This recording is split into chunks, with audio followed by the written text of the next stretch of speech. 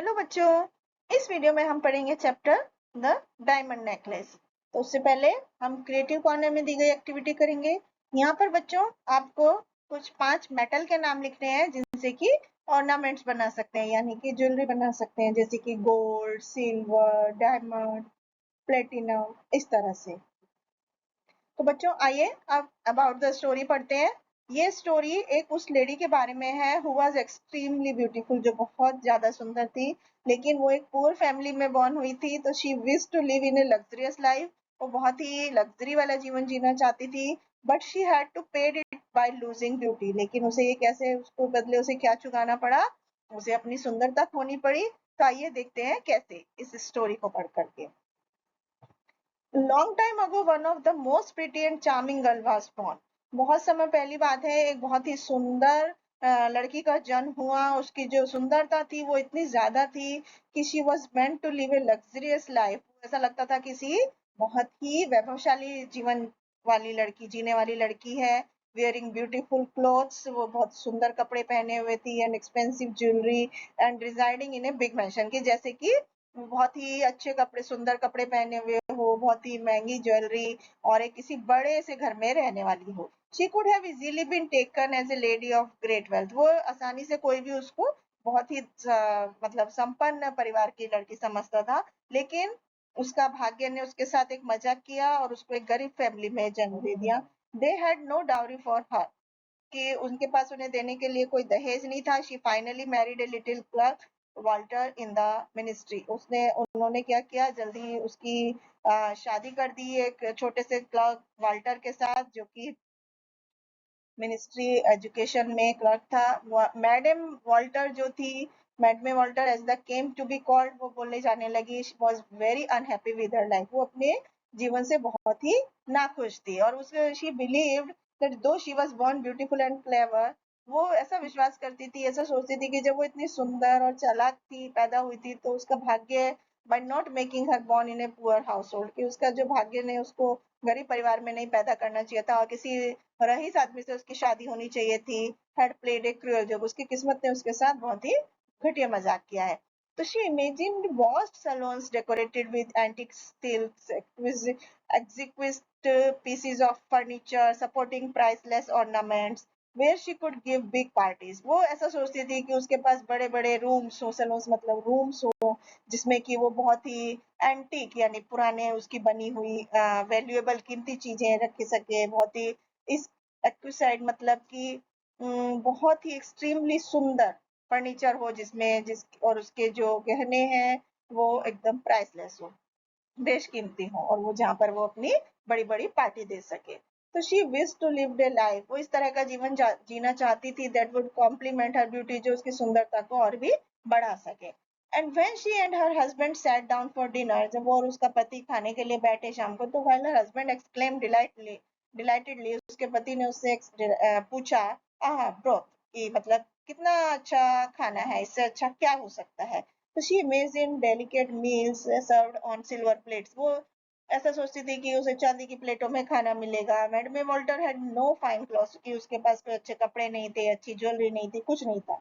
And these were the only things she love, और यही चीजों से वो केवल प्यार करती थी। उसके पास एक अच्छा दोस्त था, एक पुराना स्कूल फ्रेंड था, जिसे whom she refused to, जिसको उसने जाने से मना कर दिया, क्योंकि वो ऐसा दुख महसूस करती थी अपने आप के लिए कि उसको वो अच्छे फ्रेंड से मिलने लायक नहीं है। तो एक शाम को उसके हस्बैंड आए उसके घर पे और उसको बोला with an exultant air, holding a large envelope in his hand, अपने हाथों मतलब बहुत ही हड़बड़ी में, एक जल्दबाजी में अपने हाथ में एक लिफाफा पकड़ा हुआ था, वो खोलने लगे। Here something for you, he said, उन्होंने कहा तुम्हारे लिए कुछ है, और जल्दी से उस पेपर को फाड़ा और उसमें से एक प्रिंटेड कार्ड निकाला, जिस पर जो शब्द लिखे थे, the ministry of education and management Ramponio request the pleasure of the company of Monsieur and Madame Walter at the Ministry of on the evening of Monday January। वो मिनिस्ट्री ऑफ एजुकेशन ने उनको 18 जनवरी को Monday को अपनी party में बुलाया था। Instead of being dilated, खुश होने के बजाय ही एज हर हस्बैंड होप, जैसा कि उसके हस्बैंड को उम्मीद थी कि वो खुश होगी, she flung the invitation across the table murmuring, उसने उस इनविटेशन को फाड़ दिया जोर से पटकते हुए, बड़बड़ाते हुए बोली, what do you want me to do with this, मैं इसका क्या करूं? कि अब वो उसका हस्बैंड पूछते हैं कि क्या तुम खुश नहीं हो कि यू नेवर गो आउट, कि तुम कभी बाहर नहीं गए, अभी देखो कितना अच्छा मौका है। I had tremendous trouble to get it, मैं इसे पाने के लिए बहुत ही कठिन मेहनत करनी पड़ी। हर कोई इसमें जाना चाहता है यदि वो सेलेक्ट हो जाए, बहुत it's very select and very few go to the class, ये बहुत ही रेयर होते हैं जो वहां पर जाते हैं। You will see all the really big people there, तुम्हें वहां पर बहुत ही बड़े बड़े लोग मिलेंगे। तो वो उसको देखती है ऐसे घूरती हुई आंखों से और बोलती है, and what do you suppose I am to wear at such an affair, कि मैं ऐसी जगह पर पहनने के लिए क्या पहनूंगी, मेरे पास अच्छे कपड़े भी नहीं है पहनने के लिए। Why the dress you go to the theatre in, it looks very nice, वो कहता है कि तुम वो वाली ड्रेस क्यों नहीं पहनती जो थिएटर में गए थे जब पहनी थी, वो बहुत अच्छी है। मैट में वॉल्टर स्टार्टेड टू क्राई, वो रोना शुरू कर देती है कि तुम्हारा क्या है। शी रिप्लाइड नथिंग, कि कुछ नहीं है, only I can't go to this party as I don't have anything to wear, वो कहती है मैं सिर्फ इस पार्टी पे नहीं जा सकती क्योंकि मेरे पास पहनने के लिए कुछ नहीं है अच्छा। तो हस्बैंड वाज हार्ट ब्रोकन, उसके पति का दिल टूट गया। बोला देखो, how much would a nice but simple dress cost, कि तुम्हारे लिए कोई अच्छी और सिंपल ड्रेस की कॉस्ट कीमत कितनी होगी। तो वो थोड़े सेकंड सोचती है और सोचती है कि इस आदमी कि मेरा पति जो है मुझे कितने पैसे दे सकता है ड्रेस के लिए बिना मना, मतलब कितने पैसों के लिए वो रिफ्यूज नहीं करेगा। एट लास्ट शी रिप्लाइड कि आई डोंट नो एग्जैक्टली, मुझे एग्जैक्टली नहीं पता, लेकिन मैं सोचती हूँ कि तुम मुझे 400 फ्रांस दे, फ्रांस मतलब फ्रांस के उसकी करेंसी। तो ही ग्रू स्लाइटली पेल, वो एकदम पीला पड़ जाता है, और एग्जैक्टली अमाउंट वो जो उसने अभी तक अपनी बंदूक के लिए बचा के रखी थी, वो कहता है ठीक है, I will give you 400 France, तो उसको वो पैसे दे देता है, 400 France.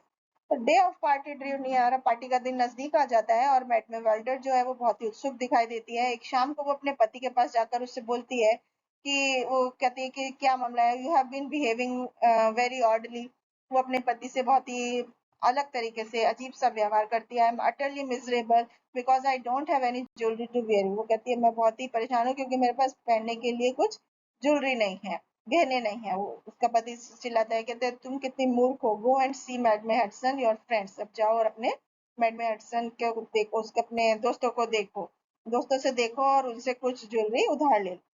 You know her quite well enough for that, तुम्हें पता है कि वो काफी उनके पास है। तो नेक्स्ट डे वो अपने फ्रेंड के पास जाती है और उसे अपनी परेशानी बताती है। मैडमे हेडसन जो थी वो मैडमे वॉल्टर को ले जाती है अपने ड्रेसिंग रूम में और बोलती है कि इनमें से कोई भी चूज कर लो। अब मैडमे वॉल्टर फाइनली एक बहुत ही सुंदर सा डायमंड नेकलेस पसंद कर लेती है जो वो पहनती है अपने गाउन पर, और she was the centre of attraction at the party. Party में वो लोगों के ध्यान का केंद्र बनी होती है और हर कोई उसको नोटिस करता है, सब मैन उसके साथ डांस करना चाहते हैं, सब लेडीज उसकी प्रशंसा करते हैं और वो बहुत सारे कॉम्प्लीमेंट उसको मिलते हैं। तब मैड में वॉल्टर जो थी वो बहुत खुश हो जाती है और पहली बार अपने जीवन में शुक्रिया अदा करती है। जब वो घर वापस आते हैं तो she discovered that the borrow diamond necklace was missing, वो देखती है कि जो डायमंड का नेकलेस उसने लिया उधार लिया था वो खो गया था। वो हर तरफ देखती है लेकिन वो उसे नहीं मिलता। Scared of going to the prison, जेल जाने के डर से they sold everything they had, जो कुछ उनके पास था वो सब खो देते हैं एंड बेच देते हैं, and borrowed money to raise 36,000 francs to buy a replacement, और 36,000 फ्रांस जो है वो उधार लेते हैं उसका रिप्लेसमेंट खरीदने के लिए। हस्बैंड 2 टाइम जॉब करता है, they shifted to smaller house, छोटे घर में शिफ्ट हो जाते हैं, और बेड में वॉल्टर जो है जो एक लग्जरियस जीवन जीने का सपना देखती थी had to go her own work, अब वो खुद काम करने लगती है। She came to know what abject poverty mean, अब उसको पता चलता है कि गरीबी का क्या मतलब होता है। 10 साल में दे वर एबल टू पे back all the money they had borrowed, जो पैसा उन्होंने उधार लिया था 10 साल में जाकर वो उसको चुका पाते हैं। By then she lost all her beauty, जब 10 साल में उसकी सारी सुंदरता खत्म हो चुकी होती है और अब वो बूढ़ी दिखने लगती है। What would have happened if she had never lost those jewels, अगर वो अपने उन ज्वेलरी को नहीं खोई होती तो क्या हुआ होता, किसको पता। How strange life is, how fickle, कि मतलब कितनी अजीब है जीवन। How little is needed to ruin और टू सेव, कितना थोड़ा सा ही काफी होता है बर्बाद करने के लिए या बचाने के लिए। One day she saw her old friend madame Hudson walking with her daughter, एक दिन वो अपनी उस फ्रेंड से मिलती है, मैडमे हेडसन से, जिसने उसने नेकलेस उधार लिया था, और उसकी बेटी भी उसके साथ थी। She was still beautiful and graceful, वो अभी भी सुंदर थी और एकदम अच्छी दिख रही थी। मैडमे वॉल्टर उसके पास जाना चाहती है, अपने फ्रेंड को मिलना चाहती है, and tell her about what happened, और उसको बताना चाहती है कि उसके साथ क्या हुआ। Good morning Jeanne, the other did not recognise her, दूसरे ने उसको पहचाना ही नहीं कि मैं मैथिल्ड वॉल्टर हूँ। My poor Mathilde, how have you change, तुम ऐसे कैसे बदल गई। यस मेरा कुछ बुरा समय था, and since I saw you last, जब मैंने तुम्हें आखिरी बार देखा था उसके बाद बहुत सारे दुख आए, and all on your account. वो कहते तुम्हारी वजह से कैसे? You remember the diamond necklace you lent me for the ball at the ministry, कि तुम्हें याद है कि मैंने तुमसे डायमंड नेकलेस उधार लिया था मिनिस्ट्री की जब दावत थी, कि हाँ ठीक है, पर वो खो गया था। हाउ कुड यू, भाई यू ब्रॉट इट बैक, कि तुम उसे कहाँ से लाई वापस? तो कहती है I brought you another one just like it, मैंने तुम्हें उसके बदले दूसरा बिल्कुल वैसा ही दिया था, और पिछले 10 सालों में मैं उसके लिए चुका रही हूँ। तुम्हें एहसास है कि it was easy for us, कि हमारे लिए एकदम आसान नहीं था, हमारे पास कुछ भी पैसा नहीं था, and it's paid for at last, आखिरी में ये अब जाकर चुका है। मैडम हेडसन जो थी वो रुकी एक सेकंड के लिए, वो कहती है you say you bought a diamond necklace to replace mine, कि तुमने मेरा हार को रिप्लेस करने के लिए एक हीरो का हार खरीदा। And she smiled in proud and innocent happiness, और वो बहुत ही भोली भाली खुशी के साथ एकदम स्माइल किया और बोली, madam Hedson deeply moved took her two hands, उसके दोनों हाथों को अपने हाथ में लेकर बोली, oh my poor method, but mine was an imitation, लेकिन मेरा हार नकली था। It was worth at the very most 500 francs, ये केवल 500 फ्रांस का था।